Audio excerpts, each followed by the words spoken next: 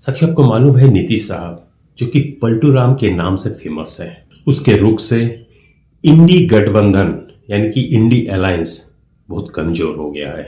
साथ ही आपको बताता चलूं कि भाजपा ने विपक्ष से जो चुनौती मिलने वाली 4 राज्य है उनको साध लिया है। क्या एक्चुअली हुआ है साथियों, इस वीडियो में हम कवर करेंगे। You are what I'm looking for.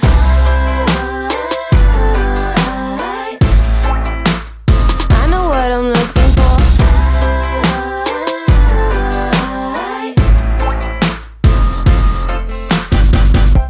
सबसे पहले ये समझ लेते कि भाजपा आला कमान ने यह तय किया है कि राजद से जेडीयू अलग होते ही नीतीश कुमार को कमान सौंप देंगे, यानी कि जेडीयू को पूरा समर्थन दे देंगे और नीतीश कुमार को मुख्यमंत्री की ताजपोशी कर दिए जाएंगे। पार्टी का यह फैसला अगला जो आने वाला लोकसभा चुनाव है जो अप्रैल मई में होने का है, उसे देखते हुए बिहार जो एक कमजोर कड़ी है भाजपा के लिए, उसे दुरुस्त करने के लिहाज से एक महत्वपूर्ण कदम माना जा रहा है। एक्चुअली बात यह है कि लोकसभा चुनाव के 158 लोकसभा सीट, जिसमें कि 4 राज्य आते हैं, बंगाल, बिहार, महाराष्ट्र और कर्नाटक, जो चुनौती पेश कर सकते हैं भाजपा के लिए। भाजपा के वरिष्ठ महासचिव के मुताबिक कर्नाटक में जेडीएस के साथ समझौता कर भाजपा का जो नुकसान होने वाला था कर्नाटक पे, उसकी आशंका को कम कर दिया है। कैसे? यही जो जेडीएस है ये कांग्रेस का वोट काटेंगे। अब बिहार में नीतीश कुमार को समर्थन देने के कारण पिछला जो लोकसभा चुनाव हुआ था 2019 से, उससे भी बेहतर स्थिति में भाजपा इस बार 2024 के लोकसभा चुनाव में अच्छे परिणाम देंगे। बंगाल में तो आप सभी को मालूम है इंडी गठबंधन घुटने टेक चुके हैं।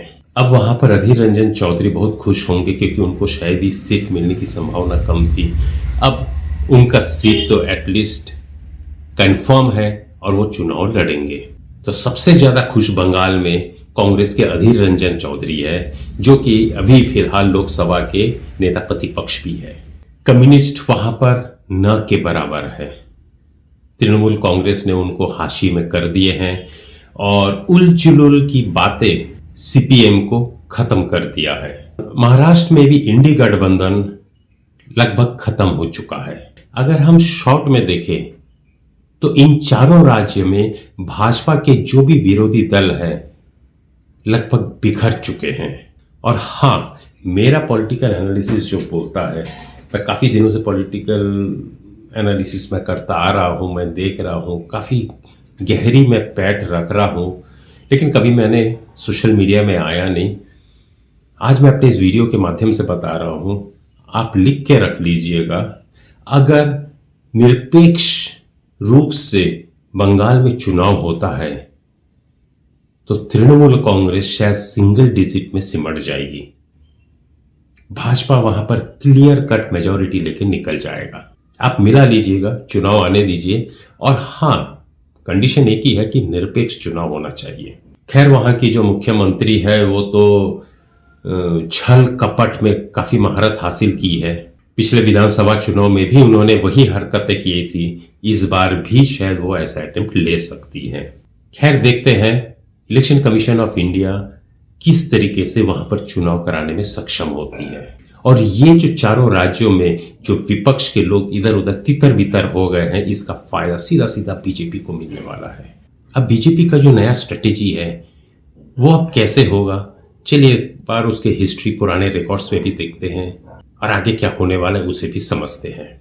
जैसे देखिए, बंगाल में बीजेपी ने 2019 में 40 में से 18 सीटें जीती थी। वहां पर ममता कांग्रेस और लेफ्ट अगर भाजपा के विरुद्ध एक साथ लड़ते तो भाजपा को शायद और ज्यादा चोट पहुंचा सकते थे, लेकिन ऐसा हुआ नहीं, क्योंकि पिछले लोकसभा में भाजपा ने जिन 18 सीटों पे जीता था उसमें मार्जिन काफी कम था। बिहार की बात करते तो बिहार में टोटल लोकसभा सीट 40 है, जहां पर भाजपा और जदयू ने एक साथ इलेक्शन लड़ा था और 40 में से 39 सीट्स अपने कब्जे में ले लिए थे। इस बार अगर जेडीयू और आरजेडी एक साथ लड़ते हैं तो बीजेपी को बहुत बड़ा नुकसान होता, क्योंकि भाजपा का जो मूल वोट बैंक है वो 17 से 22% है। कर्नाटक की बात करते हैं तो कर्नाटक में पिछली बार 28 सीट में से बीजेपी को 25 सीटें मिली थी। तब कांग्रेस बीजेपी में थी और जेडीएस अलग होकर चुनाव लड़ रहे थे। इस बार भाजपा सत्ता में नहीं है और बीजेपी ने इस कमी को दूर करने के लिए जेडीएस से समझौता कर लिया है। साथियों, आपको मेरा ये पेशकश कैसा लगा, मेरा ये एनालिसिस कैसा लगा? अच्छा लगा तो लाइक्स, कमेंट्स और शेयर जरूर कीजिएगा और जितना हो सके उतना ज्यादा कमेंट कीजिएगा ताकि मुझे पता चले कि आपको किस टाइप का पॉलिटिकल एनालिसिस पसंद करते हैं। फिर मिलते हैं अगले वीडियो पर। नमस्कार।